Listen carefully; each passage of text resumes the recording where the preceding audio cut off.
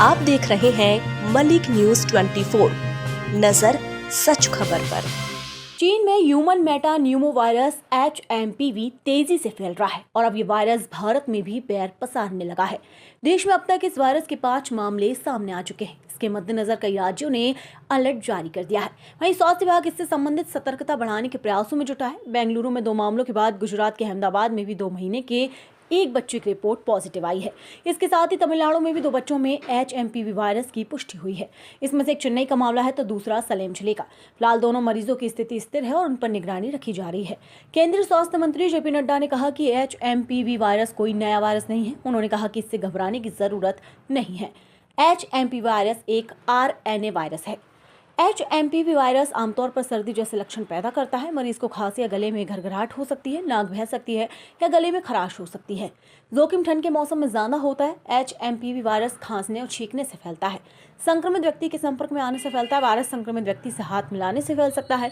संक्रमित होने पर 3 से 5 दिनों में लक्षण दिखने लगते हैं। खांसी और बुखार इसके सबसे सामान्य लक्षण है। निमोनिया और ब्रोंकाइटिस का खतरा हो सकता है। छोटे बच्चों पर इसका सबसे ज्यादा असर होता है। इस बीच HMPV वायरस को लेकर गुजरात, कर्नाटक, दिल्ली और महाराष्ट्र सरकार ने दिशा निर्देश जारी किए हैं।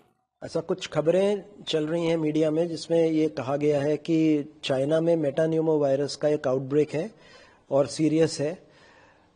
हमें ऐसा नहीं लगता इन द सेंस कि यहाँ पे मेटान्यूमो वायरस एक नॉर्मल रेस्पिरेटरी वायरस है जो जुकाम जैसी बीमारी करता है या कुछ लोगों में फ्लू जैसे सिम्टम्स हो सकते हैं, खासकर जो बहुत बूढ़े लोग हैं या बहुत 1 साल से कम उम्र के बच्चे हैं।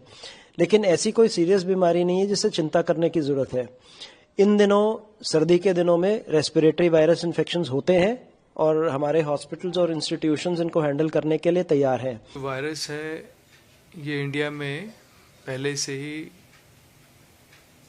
कई बार सर्दियों में आता है और अभी तक जो भी इसके केसेस हमने देखे हैं वो माइल्ड होते हैं।